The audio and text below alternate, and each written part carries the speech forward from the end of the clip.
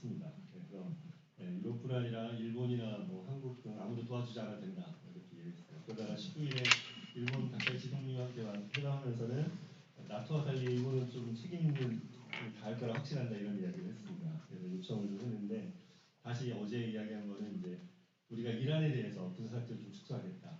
그리고 그 해협 통과하는 나라가 알아서 해라. 너희들이 알아서 어떻게 할지 너희들이 이란하고 잘 풀어라 이런 식으로 지금 이야기를 하고 있습니다. 미국은 도움을 받을 거라고 생각했지만 다른 국가들이 냉소적인 반응을 보여 좀 저기 당황해하는 모습을 보입니다. 사실 이건 저희도 그렇죠. 청을 받는 입장도 좀 당혹스럽습니다. 미국이 벌여놓은 이 전쟁에 도와달라니 정치적으로 부담이 너무 심하지 않겠습니까? 생각해보면 우리 중에 우리 지금 청년들이 있는데 누가 가서 거기서 그런 사고를 당한 이런 상황들이 되는 거에 대해서 원하는 사람이 없잖아요. 우리 살면서 이런 때가 있어요. 내가 도움을 준 사람, 그래도 친한 사람인 줄 알았는데 그런 사람이 생각지 못한 대우를 받을 때가 있습니다. 그게 가족일 수도 있고 친척일 수도 있고 오랫동안 알아왔던 사람일 때도 있습니다. 오늘 예수님께서 본문에 그런 상황에 처해 계십니다. 예수님께서 고향에 가셔서 말씀을 전하셨는데 예수님이 살았던 그 나사렛 동네 사람들이 예수님을 배척합니다. 예수님 인정하지 않고 예수님 믿지 않습니다. 그래서 예수님은 그곳을 떠나서 모든 마을로 두루 다니시며 가르치고 제자들을 파송해서 복음을 전하게 하십니다. 예수님의 고향 사람들은 예수님을 거부했을까요? 왜 거부했을까요? 그리고 예수님은 오늘 이 본문 속에서 우리에게 무엇을 알게 하고 계시는 것일까요? 오늘은 이 사람이 목수가 아니냐는 제목으로 본문을 통해 주신 은혜를 함께 나누기를 원합니다. 첫 번째, 예수님의 고향 사람들이 예수님을 배척하다 합니다. 1절에 3절 말씀을 같이 한 번 더 읽도록 하겠습니다. 예수께서 거기를 떠나사 고향으로 가시니 제자들도 따르니라. 안식일이 되어 회당에서 가르치시니 많은 사람이 듣고 놀라 이르되 이 사람이 어디서 이런 것을 얻었느냐? 이 사람이 받은 지혜와 그 손으로 이루어지는 이런 권능이 어찌 되느냐? 이 사람이 마리아의 아들 목수가 아니냐? 야고보와 요셉과 유다와 시몬의 형제가 아니냐? 그 너희들이 우리와 함께 여기 있지 아니하냐고 예수를 배척한지라. 예수님이 그곳을 떠나 고향으로 가셨습니다. 예수님이 자라나신 나사렛입니다. 왜 고향에 가셨을까요? 여러분 고향은 어떤 곳입니까? 안식처 같은 곳이죠. 고향을 생각하면 여러분 어떤 생각이 드십니까? 봄이 됐잖아요. 네. 고향의 봄이라는 동요를 아십니까? 나의 살던 고향은 꽃 피는 산골, 복숭아꽃, 살구꽃, 아기 순달래, 울긋불긋 꽃대골 차린 동네, 그 속에서 놀던 때가 그립습니다. 그렇죠. 네, 그렇습니다. 고향을 생각하면 그 속에서 어린 시절에 뛰놀던 때가 늘 그립고 그것이 기억이 납니다. 그리운 사람들이 있고 좋은 기억이 있는 곳이죠. 저 같은 경우는 필리핀에 제가 선교사로 가고 또 미국에 가서 사는 동안에 많이 생각이 나는 거예요. 문득문득 머릿속에 계속 생각나는 곳이 고향입니다. 어렸을 때 뛰놀던 그날이가 생각이 났습니다. 여러분은 어떠세요? 여러분은 고향을 생각하면 그런 생각이 드십니까? 예수님도 그런 마음으로 고향에 가셨을까요? 2절에 보니까 그곳 회당에 들어가셔서 가르치셨다고 되어 있습니다. 예수님이 공생애를 시작하시고 예수님이 이제 고향에 가서도 회당에서 하나님 나라의 복음을 전해주셨습니다. 그죠? 저희가 지금 마가복음 1장부터 5장까지 읽어보면서 회당에 가서 가르치실 때 다 하나님 나라의 복음, 그죠? 하나님 나라를 회개하고 하나님 나라의 복음을 믿으라 하시면서 이 입제가 때가 된 것에 가르치시고 하나님 나라의 비밀을 가르치시고 이런 것들 계속 가르치셨던 거예요. 이런 것을 가르쳐서 지금 뭐요? 예수님의 고향에도 하나님 나라 예수님 주신 능력과 또 회복이 임하기를 원하는 마음으로 그곳에 가셨습니다. 여러분 복음을 아는 사람의 마음이 그렇지 않습니까? 복음을 아는 사람은 복음이 가진 그 능력을 알기 때문에 어려움에 처한 사람, 그래서 복음이 지금 화평과 평안이 또 능력이 자리에서 그 사람이 회복해야 되기를 바라는 마음이 생기는 거죠. 그런 마음으로 예수님도 거기에 가서 회당에 가서 말씀을 전했습니다. 예수님 말씀을 들은 사람들의 반응이 어땠습니까? 듣고 놀랐습니다. 듣고 놀랐습니다. 얼마나 많이 놀랐는지 놀랐다는 거에 계속 이런 표현이 나와요. 뭐가 나옵니까? 이 사람이 제가 빨간 소리 했는데 이 사람이라는 표현이 3번이 나와요. 이 사람이 어디서 이런 걸 얻었느냐? 이 사람이 받은 지혜와 그 손으로 이런 권능이 어찌 됨이냐? 이 사람이 마리아의 아들 목수가 아니냐? 야고보, 요셉, 유다와 시몬의 형제며 그들이 우리와 함께 있지 아니하냐라고 말했어요. 그러니까 이 사람이라는 말을 세 번이나 합니다. 이 사람이라는 헬라어는 후토스라는 말을 쓰는데 지시대명사입니다. 그냥 this person, this man 이런 뜻이에요. 이 사람이라는 이 세 번 표현하는 가운데 문명을 잘 보면 존경해서 이분이라는 표현보다는 그냥 이자가 이런 뜻으로 표현되는 게 더 많습니다. 그런 느낌이죠. 쉽게 말해서 아니 제가 지금 뭐라는 거야? 제가 어떻게 이런 능력과 지혜를 갖게 된 거지? 제가 어디서 이런 걸 배운 거지? 쟤 우리가 아는 애잖아. 이렇게 지금 이야기하고 있는 거예요. 뭐 어렸을 때 동네 친구가 명절에 가면 유명한 사람이 되면 어떻게 됩니까? 유명한 사람이 됐다 그러면 마음이 딱 그렇잖아요. 있습니까? 누구? 동네? 예. 저 어렸을 때 별 볼일 없었는데 나랑 같이 겨울 코아랑 같이 남겨내 꼴리 같이 났었는데 막 이러면서 이야기하잖아요. 그런 애다 이렇게. 예. 아마 이들도 이랬던 것 같아요. 예수님이 자기들이 아는 사람으로 제안하고 싶었습니다. 예수님의 직업과 예수님의 가족으로 제안하고 싶었어요. 이 사람이 마리아의 아들 목수가 아니냐. 예수님이 공생의 전에 아버지 요셉을 이어서 목수 일을 했던 것 같습니다. 목수를 뜻하는 테크노는 나무나 돌이나 금속으로 일하는 사람을 뜻합니다. 집에 필요한 여러 가지 일들을 할 수 있는 숙련된 기술자를 의미합니다. 예수님을 이렇게 목수라 부르는 것은 이렇게 일하면서 그렇게 높은 지식, 하나님의 나라의 비밀을 알 만한 지식을 이 사람이 가질 수 없어라고 말합니다. 낮춰서 그런 노동자가 어떻게 이렇게 놀라운 지식과 이것을 알 수 있겠냐 이런 이야기인 거죠. 날마다 목공 일을 하던 사람이 전문 율법학자보다 더 높은 지식을 갖는다고 그런 걸 받아줄 수 없다는 거예요. 또한 이들은 예수님을 자신들이 안 한 사람을 머물게 하고 싶었어요. 그 형제들과 자매들이 지금 우리와 함께 있다. 그래서 그도 우리와 같은 사람. 우리가 볼 수 있죠. 예수님의 형제들이 동생들이 얼마나 많습니까? 그죠? 동생들이 많이 나옵니다. 그죠? 누이들이 있는데 안 나와요. 누이들이 많이 있는데 안 나옵니다. 당시 사람 사회가 그런 거죠. 근데 어쨌든 그 중에 우리가 있다. 우리와 같은 사람이야 하는 거예요. 그래서 뭐예요? 예수님의 지혜와 능력은 인정하지만 그 능력으로 예수님의 지혜와 능력을 통해 뭐 합니까? 이 세상을 구원하라. 하나님 나라 임하게 했다라는 걸 표현하고 있는데 그분이 메시아인 것을 받아들일 수 없다라고 생각합니다. 그래서 이들이 이미 알고 있다는 그 생각에 갇혀서 예수님이 자신들의 메시아로 오신 것을 받아들일 수 없다, 믿을 수 없다라고 이야기하고 있습니다. 그래서 뭐 했습니까, 이들이? 예수님을 마지막 절에 배척합니다. 배척한지라라는 헬라어는 스캔달리존토라는 단어를 쓰는데 스칸달리조의 원형이 스칸달리조입니다. 스칸달리조, 스캔들 들어오는 이 스캔들의 원입니다. 어근인데 이 뜻이 뭐냐면 길 가운데 넘어지게 하는 장애물 못하는 걸림돌이 되는 와서 넘어지는 우리 말로는 배척했다라고 번역이 돼 있지만 원문은 이게 3인칭 복수 미완료 수동태로 돼 있어요. 그러니까 그들이 당한 겁니다. 그들이 어떻게 당했냐면 동네 사람들이 예수님으로 인해서 계속해서 걸려 넘어짐을 당하고 있었다는 뜻이에요. 당하고 있었다는 뜻입니다. 영어 성경 ESV와 NIV는 이 단어를 took offense at him 이라고 돼 있어요. 그에게 화가 났다라고 이렇게 돼 있고 우리말 새 번역에는 그들은 예수를 달갑게 여기지 않았다라고 번역했습니다.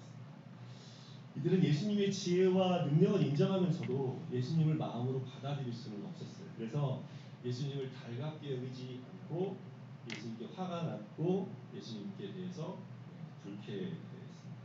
예수님을 믿고 받아들이기보다 예수님을 거부하고 거절하고 싶어했습니다. 그리고 이들의 마음 깊은 곳에 뭐가 있었어요? 이런 사람이 메시아라고? 이 사람 너무 평범한 사람 아니야. 이 사람은 우리의 구원자가 될 수 없어. 메시아라면 좀 좋은 가문에 더 좋은 학위에 더 좋은 직업을 가져야지. 어떻게 이런 사람이 우리를 구원하는 구주가 될 수 있냐고 라고 생각한 것입니다. 이렇게 내가 알고 있는 예수님에 대한 생각에 갇혀서 이들은 예수님에 대해서 불편해진 거죠.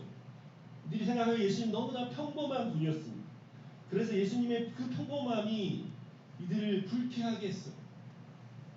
불편하게 했습니다. 여러분, 근데 이거 아십니까? 예수님이 우리를 구원해서 회복시켜 주시는 것이 평범한 삶입니다. 구원은 평범한 우리의 일상을 회복하는 것을 의미합니다. 예수님은 죄로 인해 깨어진 우리의 내면에 깨어져 버린 우리 일상을 회복시켜 주시는 분이십니다. 스리랑카에서 국제 복음주의 협회를 섬기고 있는 비노트 라마찬드라가 쓴 예수의 스캔들이라는 책이 있습니다. 읽어주시겠습니까? 근데 이 책에서 이런 말을 합니다. 이 내용 가기 전에 이런 내용이 있습니다. 모든 종교는 평범한 인간으로부터 어떤 형태의 해방을 구원으로 제공한다. 종교의 궁극적인 구원은 언젠가 우리의 인간성, 개성, 육체의 족쇄에서 벗어나 먹고 마시고 자고 일하는 평범한 인간의 삶에서 벗어나는 것으로 여겨집니다. 다른 모든 종교는 구원이란 언젠가 우리가 평범한 인간성에서 해방되어 일종의 천상적이고 신비롭고 초월적이며 순수한 영적 존재로 나아간다는 뜻이다. 여러분 그러지 않습니까?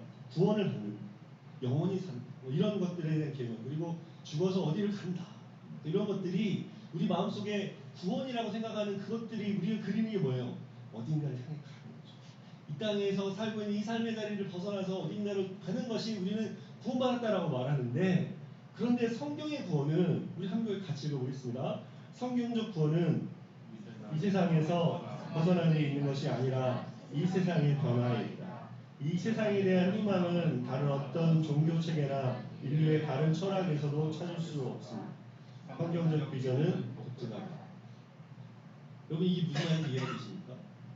하나님이 예수님 통해서 우리에게 주신 구원은 우리를 이 세상에서 벗어나게 하는 게 아니에요. 이 세상을 변화시키는 겁니다. 그 성경이 말하는 마지막 비전의 모습이 이런 거란 말이에요.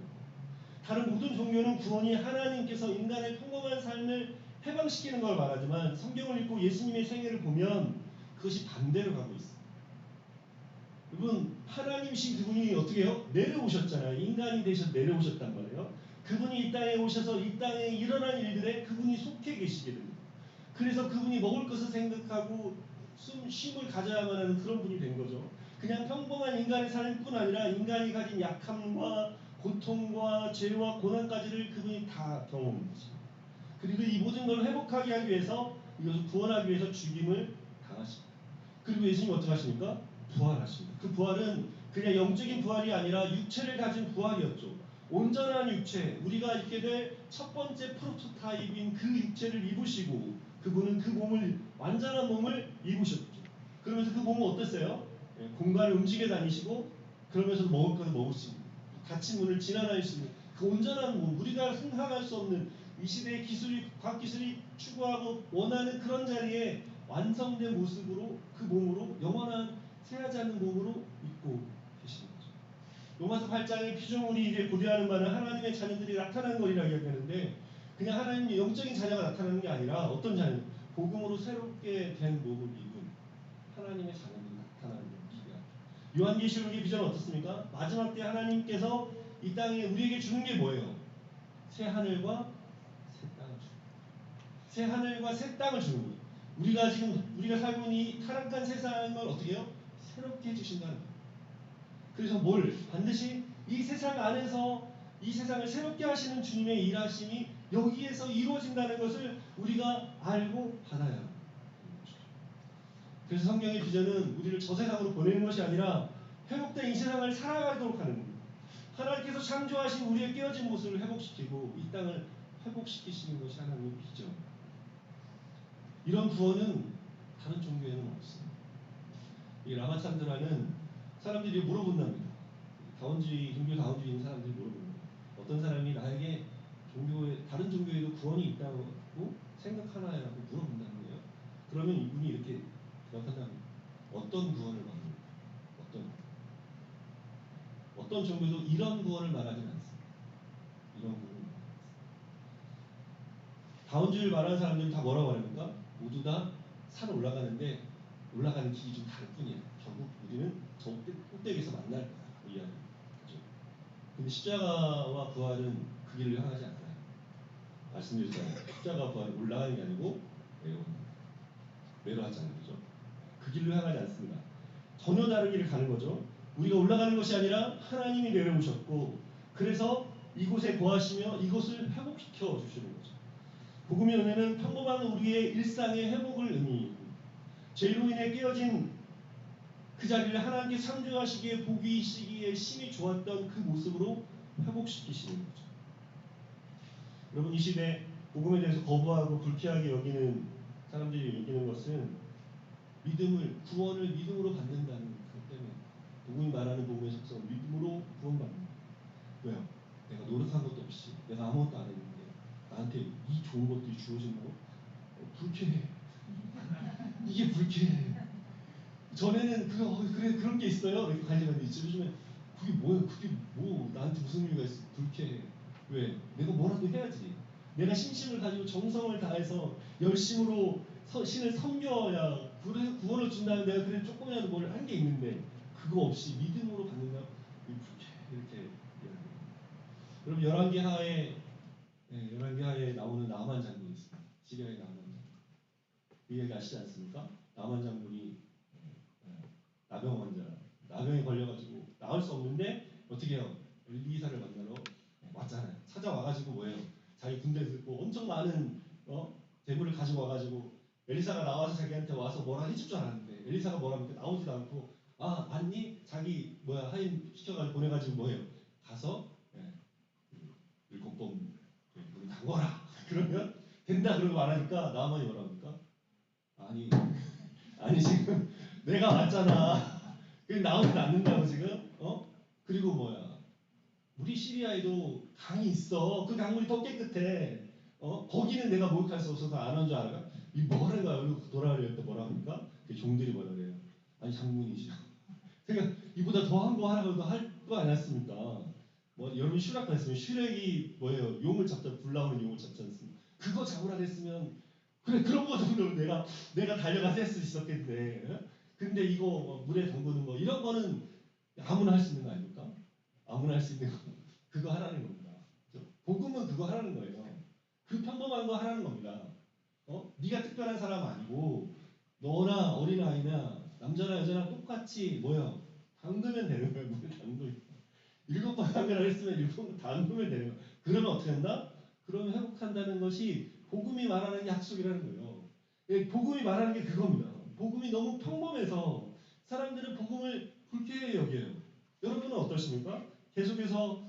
여러분 계속해서 우리가 복음이 무엇인지를 말하잖아요. 그걸 듣지만 그래서 복음이 말하는 지혜와 복음의 능력을 듣고 보면서도 그건 나하고 좀 상관이 없는 것 같아라고 생각하고 계십니까?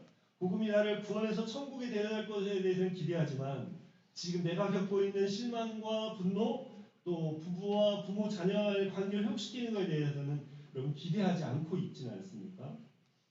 복음은 우리 삶의 평범한 자리를 회복시키시는 하나님의 능력. 여러분 그걸 기대하지 않는다면 여러분 예수님 앞에 나오면 도대체 뭘 기대하고 있어요? 우리가 뭘 기대할 수 있어요? 예수님께서 이들의 모습을 보시면서 어떤 반응을 보이십니까? 4절에서 6절 말씀 같이 읽겠습니다. 예수께서 그들에게 이르시되 선지자가 자기 고향과 자기 친척과 자기 집 외에서는 존경을 받지 못함이 없느니라 하시며 거기서는 아무 권능도 행하실 수 없어 다만 소수의 병자에게 안수하며 고치실 뿐이었고 그들이 믿지 않음을 이상히 여기셨더라. 선지자가 그의 고향과 친척 그리고 그의 집에 말고는 존경받음이 없다. 이게 구약의 선지자의 삶을 요약해 줍니다. 선지자는 어떤 사람입니까? 하나님의 말씀을 전하는 사람. 하나님이 갈아서 말씀을 전하라는 것을 전하는 사람이죠. 구약에 보면 예레미야, 이사야, 아모스 선지자들이 그랬어요. 예레미야는 고향 아나도 사람들에게 가서 전할 때 예수님처럼 똑같이 전하니까 그 사람들이 뭐예요? 너는 예레미야 11장 21절에 너는 그 예언하지 마라. 그거 하면 네 죽을까 한다. 너 죽여버리겠다. 하지 마라. 고향 사람들이 하나님 말씀 가서 전하는데 하지 말라고 이야기했어요. 이사야도 그가 전한 하나님의 말씀 백성들이 듣기를 거부했습니다. 아모스 선지자도 북이스라엘에서 하나님의 말씀을 하나님이 가서 전하라고 해서 전하고 있는데 거기 있는 북이스라엘 제사장이 야 아마샤가 그래. 너 남녀라 가서 전해. 하나님 가서 하라는데 남녀라 가서 전하라고 했어요. 이런 일들이 구약에 계속되어 왔습니다. 그런 것처럼 그들이 가서 하나님의 말씀을 가지고 사람으로 가서 전화로 받는데 거절당한 것처럼 예수님도 하나님 말씀 그 구원의 소식을 전하는 그 자리에 거절을 당하고 있는 거죠. 그래서 예수님이 지금 고향 사람들 배척당하시면서 뭘 가르치는 겁니까? 지금 여기에 제자들이 함께 갔잖아요. 제자들한테 이야기해 주는 거예요. 너희도 배척을 당할 것이다. 너희도 그럴 거야. 너희가 가장 가까운 사람에게 사랑의 마음으로 참되고 선하고 좋은 것을 주로 해도 거절당할 거야. 나를 봐라. 내가 이렇게 거절당했잖아. 내 의도와 다르게 오해받고 거절당할 거야. 이거를 알게 하시는 것이죠. 사람들이 배척하는 자리에서 예수님은 아무런 능력도 행할 수 없었다라고 말합니다. 여러분, 예수님이 능력이 없어서였습니까? 아니죠. 우리가 마가복음 계속 읽으면서 봤어요. 예수님이 어떤 능력이 있는지. 예수님이 바다를 잠잠케 하고 군대 귀신을 쫓아내고 병든 자를 고치고 죽은 자를 살려내는 일을 하셨습니다. 능력이 없으시지 않았어요. 근데 예수님이 능력이 행하지 않으신 이유는 뭐예요? 사람들이 거부했기 때문에. 마음에 받아들이지 않고 믿지 않고 거부하기 때문에 그들에게 예수님은 예수님의 능력을 드러내지 않고 제한하십니다. 억지로 하지 않으신단 말이에요. 받아들이고 믿음 때 그때 그 믿음으로 그의 삶에 주님의 능력이 나타나도록 하신다. 여러분도 예수님을 혹시 이렇게 믿고 있지는 않습니까? 예수님 제게 능력을 제발 행해 주십시오. 저를 구원해 주십시오라고 기도하면서도 예수님이 내 삶의 평범한 자리를 어떻게 변화시키는지를 알려하지 않고 그분의 복음이 내 삶에 무엇을 새롭게 하는지를 알려하고 있지 않다면 여러분 그것은 예수님을 바로 믿고 있지 않는 것입니다. 여러분 그것은 내가 알고 있는 예수, 내가 믿고 싶은 예수에 갇혀서 그 예수님의 능력, 생명의 예수, 능력의 예수, 회복시키시는 예수님의 그 손을 경험하지 못하고 있는 것입니다. 예수님은 이들이 예수님을 믿지 않는 것을 이상하게 여기셨어요. 이상히 여겼다는 헬라어 에사우 마세는 놀랐다는 의미입니다.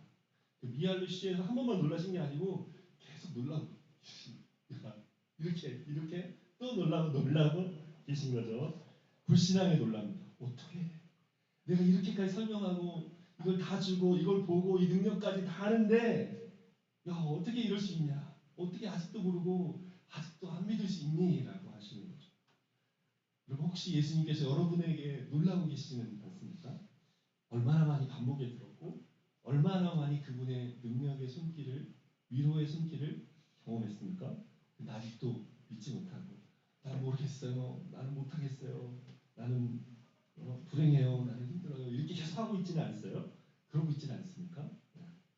우리 마음에 가지고 있는 뭐예요? 의심을 내려놓고 우리 삶을 회복시키는 주님의 은혜를 바라는 저와 여러분 되시기를 바랍니다. 두 번째로 12제자에게 전도여행을 보내시다입니다. 6절 하반절과 그래서 10절까지 같이 보겠습니다. 이에 모든 촌에 불을 다지시며 가르치시더라. 12제자를 부르사 둘씩 보내시며 더러운 귀신을 제어하는 권능을 주시며 명하시되 여행을 위하여 지팡이 외에는 양식이나 배낭이나 전대이나 아무것도 가지지 말며 신만 신고 두 벌도 입지 말라 하시고 또 이르시되 어디서든 누구의 집에 들어가거든 그곳을 떠나기까지 거기 이르라. 사람들이 배척하자 예수님은 그들을 떠나서 모든 촌에 두루다니시며 가르치는 일을 하셨습니다. 사람들의 거부에도 예수님은 자기 신이 하고자 하는 일을 계속 하셨어요. 그 자리에서 제자들을 부르셔서 둘씩 짝을 이루어 보내셨어요. 예수님이 뭐 하시는 겁니까? 실습시키고 계시는 거예요. 그동안 뭐요? 말씀을 가르치셨고 권능을 행하는 걸 보여주신 다음에 이제 제자들을 실제 사회 현장으로 보내고 계시죠. 이런 복음을 아는 자는 복음을 누리면서 동시에 복음을 전하는 일을 해야 합니다. 복음을 아는 자는 실제 삶에서 실습하며 살아갑니다. 거기서 먼저 주님께서 내게 무엇을 하고 계신지를 알아야 되죠. 그리고 주님께 보냄받은 자로 가서 무엇을 해야 하는지를 알아야 합니다. 그래서 그곳에서 사역적인 전진이 이루어집니다. 제가 한번 여러분 나눴던 것 같아요. 에베소서 할 때 사역이라는 말을 대해서 이야기했어요. 거기에는 서비스라고 되어 있는데 그 에베소서에 성도를 구비시켜서 섬기 봉사일을 하게 한다는 그 표현 속에 봉사는 미니스트리라고 했어요. 그러니까 저희가 지금 복음을 나누고 복음을 깨닫고 복음을 알게 되면 먼저 자기가 잘 갖춰져 가지고 뭐 해야 됩니까? 봉사일. 봉사는 뭐다? 자기 사역을 해야 돼. 주님이 우리를 각자 보내십니다. 여기 둘씩 보내시잖아요. 보내십니다. 요한복음 10장에 예수님께서 뭐라 했습니까? 나는 양의 문이라고 했어요. 양들은 나는 양의 문인데 양들은 문에 들어오며 나오며 꼴을 먹는. 그럼 우리가 그 본문을 보면 들어오는 거에 대해서만 생각해요. 예수님 안에 들어가요. 근데 나오며 꼴을 먹는 건 뭔지 잘 모르겠어요. 여러분 저희가 한번 설명했었어요, 그죠? 꼴이 있게 여러분 알잖아요. 밖에 나가서 이렇게 양을 치거나 소를 치거나 할 때 얘를 데려와요. 데려와서 우리에 넣으면 문 안에 들어오는 거잖아요. 들어와서는 어떤 꼴을 먹습니까? 네, 주인이 준비한 꼴을 준비해서 맛있는 거 먹죠. 네. 근데 나가서는 뭘 먹습니까? 자기가 뜯어 먹잖아요. 푸른 조상에 가서 자기 풀을 뜯어 먹는 자기가 먹고 싶은 거예요. 뭐가 더 살찐 거예요? 밖에 나가 먹는 게 더 살찌고 맛있는 거 아닙니까? 주님이 지금 나는 양이 문인데 너희가 들어오며 나오며 먹는 거예요. 우리는 들어와서 먹는 거를 계속 생각해요. 교회에 와서 함께 주님의 은혜를 누리고. 근데 어디서 먹을 수 있다? 나가서. 여기서도 뭘 먹어야 돼? 나의 풀을 네, 들어오며 나오며 꼴을 먹으리라. 주님이 보내는 곳에 가서 그곳을 실습하면서 우리는 성장하게 돼요. 복음을 알게 하신 것을 우리는 활용하는 거. 실습하는 표현이 여러분 어렵지 않습니다. 내가 알고 있는 것을 해보는 거예요. 주님이 내게 말씀하시고 알게 하신 거잖아요. 그러니까 뭐예요? 일상에서 우리 일상에서 그거를 적용해 보는 겁니다. 내가 믿고 있고 듣고 있고 알았던 것을 나한테도 적용해 보고 관계도 적용해 보고 기도에도 적용해 보고 적용해 보는 거예요. 그거에 뭐예요? 마음을 두는 겁니다. 그럴 때 거기서부터 뭐예요? 우리는 꼴을 먹게 되고 주님 보내시는 지금 자리에서 실습하는 일들을 하게 해요. 제자들 보내시면서 말씀하신 것에 복음을 전하는 자의 몇 가지 삶의 원칙이 나옵니다. 첫째는 이들을 둘씩 보내셨다는 거예요. 둘씩. 혼자 가게 하지 않으시고 함께 다니게 하셨습니다. 복음 공동체는 혼자 생각하지 않습니다. 어떻게 해요? 네, 서로 의지해요. 같이 다녀요. 같이 다녀야 됩니다. 혼자는 어떻게 해요? 넘어지기 쉬운데 같이 있으면 붙들어주고 이야기해주고 나눌 수도 있고 그 안에도 두세 달 있는데 함께 하시겠다고 했으니까 그 안에도 함께 하시며 격려하는 일들이 있는 거죠. 그래야지 어떻게 돼요? 복음을 거부하는 세상을 감당할 수 있는 거예요. 여러분 우리 교회 공동체 안에 각자가 어떻게 혼자 있지 않고 공동체 안으로 들어와야 됩니다. 그래서 지금 몸된 교회 안에 각또 지체로 나눠져 있는 그 자리 안에 속해서 서로가 서로를 격려하고 세워가는 일들을 하여 주기를 바랍니다. 두 번째로 주님은 더러운 귀신을 제어할 능력을 주십니다. 그래서 주님 보이신 능력인 귀신을 제어하고 부정한 것을 거룩히 하는 사역을 하게 하십니다. 여러분 우리에게 뭐가 주어졌어요? 이것이 주어져 있다. 예수 그리스도를 믿는 자에게 악한 영을 다스리는 능력이 주어져 있습니다. 주님의 권세, 하늘과 땅의 모든 권세를 우리에게 주신다고 말씀하셨기에 그래서 가라 말씀하시지 않습니까? 그러니까 가서 있는 곳에 뭐가요? 어두운 세력을 우리가 두려워할 게 아니고 어두운 세력을 다스리라고 말씀합니다. 담대하라 내가 세상을 이겨오너라 말씀하십니다. 예수 그리스도 그분 안에서 우리는 승리하게 그분을 바라고 그분 안에 머물 때 악한 것이 손대지도 못한다고 해요. 우리가 싸울 때는 어떻게 싸워야 된다고 했습니까? 뭘로 싸워야 돼요? 영적인 싸움. 혈과 육으로 싸우지 않고 뭘로? 하나님의 전신갑주를 입고. 여러분 이게 잊어버리는 일이 아니고 이게 다 이제 하나씩 다 우리 걸로 나와야 돼요. 기억나시죠? 이렇게 쓰고 그죠? 의의 힘을 붙이고 구원의 투구를 쓰고 진리의 띠를 띠고 복음의 평안을 신을 신고 믿음의 방패를 들고 말씀의 검을 들고 싸워야 돼요.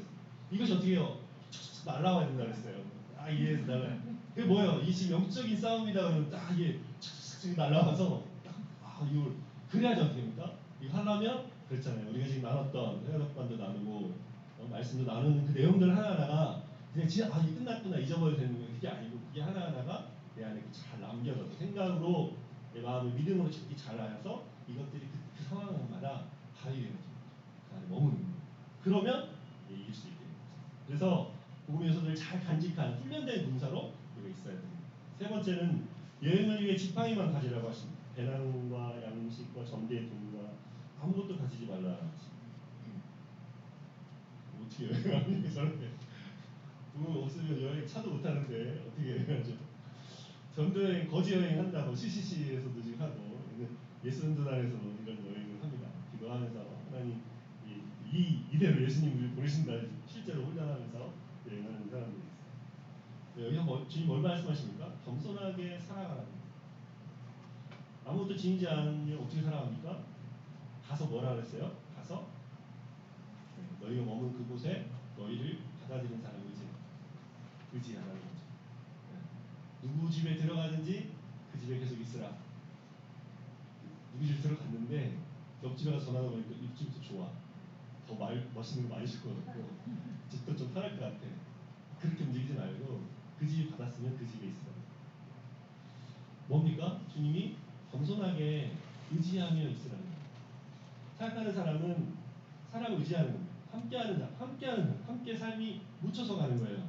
영적인 생명의 관계가 함께 그렇게 자리하는 거죠.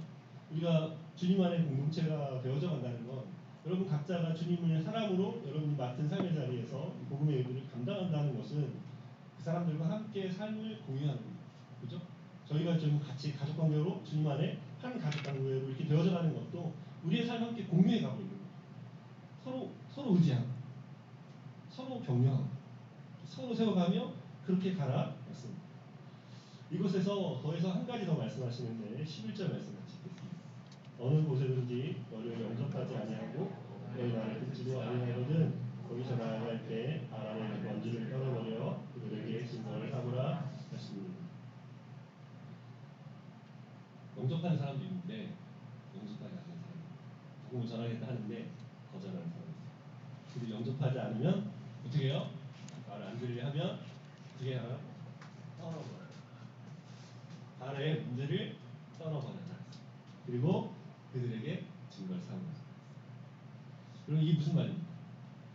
너희도 거절하라. 복음을 전하고 내가 든 능력으로 사람들을 섬길 때 사람들은 환영하며 받아들일 거지만 또 어떤 사람들은 거절하는 사람도 있습니다. 그때 마음 상해하지 말고 발의 먼지를 떨어버려서 증거를 삼아라. 복음을 전했는데 받지 않았다. 그 증거를 분명히 남겨라. 그 복음을 듣고 받지 않은 거부한 사람에게 책임이 누가 있어요? 그 사람에게. 복음을 전하는 사람은 이제 전한 거죠. 전화를 했는데 안 받은 거고. 이게 복음이 전하는 우리가 해야 될 일입니다. 복음을 전하는 것은 선한 일을 섬기는 겁니다. 이것은 사람들을 사랑하고 돌보고 병든 자를 치유하고 악한 영을 쫓아내는 겁니다. 이런 일을 감당하는 우리를 사람들은 좋아할 겁니다. 근데 사람들은 또한 복음을 전하는 우리를 거부할 거예요. 복음이 말하는 예수 그리스도의 십자가와 부활을 믿음으로만 하나님 주신 구원을 받을 수 있다는 그 사실을 사람들은 불평하여 할 것입니다. 이들이 거절하면 어떻게 해요? 신발을 떠나버리라 하셨어요. 여행을 다니면서는 이게 되는데 이게 내 가족이고 친척이 어떻게 신발 계속 떨었다 이게 지금 떨었다.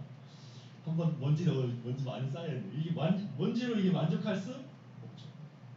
떨어버려 이게 만족할 수 없어요. 그거 다 어떻게 해야 돼요? 다시 전해야 됩니다. 그들이 거절했어도 네. 내가 신발 떨어도 어떻게 해요? 물러났다가 다시 복음을 전해야 돼요. 이게 참 어려운 일입니다. 인내가 필요하고 새로운 힘이 필요하죠.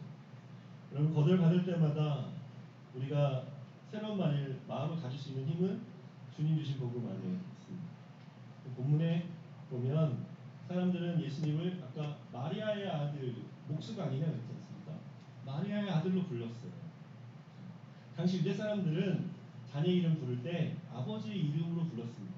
마가복음 1장에 보면 세베대의 아들 야고보와 요한이라고 불렀고 10장 46절에 디메오의 아들 바디메오라고 불렀습니다. 예수님도 누가복음 4장과 요한복음 1장과 6장에 보면 요셉의 아들로 불렸습니다. 예수님의 아버지 요셉이 비록 일찍 주님께 부름 받았지만 요셉의 아들로 불렸단 말이에요. 근데 여기서 요셉의 아들이 아니라 마리아의 아들로 불린 이유가 뭐겠습니까? 뭐겠습니까? 여러분 나사렛 마을 시골 마을이에요. 예수님이 태어난 시기에 대해서 사람들이 알고 있는 거예요. 출생의 비밀, 숨길 수 없는. 요셉과 마리아가 결혼한 다음에 석 달 만에 아기가 태어납니다. 그럼 뭐예요? 과속했거나 아니면 다른 남자. 그거 아닙니까? 그래서 사람들은 결코 잊지 않는 거예요. 그거를 머릿속에 간직하고 있어요. 마을 전체에 공경하는 비밀같이. 예수님께 이들이 가진 마음이 이거예요. 넌 네 아버지 누구지? 요셉일 수도 있고 아닐 수도 있어. 넌 아비 없는 자식이야. 그럼 네가 어떻게 메시아가 될 수 있냐? 나는 이 말을 하고 있는 거죠. 근데 여러분 우리는 알지 않습니까? 우리는 뭘 알고 있어요? 성경을 통해 알고 있어요. 예수님은 사람들에게 이런 취급을 받을 이유가 전혀 없는 분이라는 걸 알고 있어요. 근데 예수님이 바로 이것 때문에 우리 가운데 오셨단 말이에요. 이런 오해, 이런 억울함을 당한 사람들을 위해서 오셨어요. 십자가에서 예수님이 어떻게 됐습니까? 진정 아버지 없는 사람이 되었어요. 십자가에서 나의 하나님 어찌하여 나를 버리셨나이까 외칠 때 그때 예수님은 하나님 아버지로부터 버림받은 자가 되었습니다. 왜 그렇게 하셨어요? 우리의 잘못으로 인해 받게 될 형벌과 거절을 대신 담당하신 거죠. 그래서 우리는 언제든지 예수님 안에서 누구에게 받아들여집니까? 하나님 아버지께 받아들여지게 됩니다. 예수님 안에서 우리는 그분의 자녀가 되고 그분의 나라에 속한 자가 됩니다. 그래서 우리는 사람들이 거절할 때도 거기에 넘어지지 않아요. 사람들이 우리의 존재감을 깎아내리고 뭐가 네가 안다고 뭐라 그래 이렇게 말해도 우리는 거기에 무너지지 않습니다. 왜요? 사람들이 불쾌하게 여길 때 거기에 굴하지 않고 그 거절이 있을 때마다 우리를 위해 궁극적인 거절을 받으신 예수 그리스도께로 가서 그분이 주신 사랑과 위로와 그분이 주신 평안 안에 우리가 머무는 거죠. 주님이 나를 위해 당하셨어요. 주님이 모든 수치와 거절을 당하셨습니다. 그래서 저는 주님 안에 있어요. 그럼 어떻게 돼요? 주님의 사랑으로 다시 일어나, 다시 회복됩니다. 마음이 다시 좋아요. 좀 가만히 있으면 돼요. 당장 안 되는데 좀 있으면 돼요. 머물면 됩니다. 머물면 주님하고 가만히 주님 안에 주님 말하고 있으면 우리 안에 계신 성령께서 뭐예요? 알게 하신다면 넌 내 사랑하는 자니까. 우리 영과 더불어 뭐 한다 그랬어요? 우리가 하나님 자녀인 것을 증거하신다 그랬어요. 너는 사랑하는 자니까. 넌 내 안에 있어. 괜찮아. 마음 불편해도 괜찮아.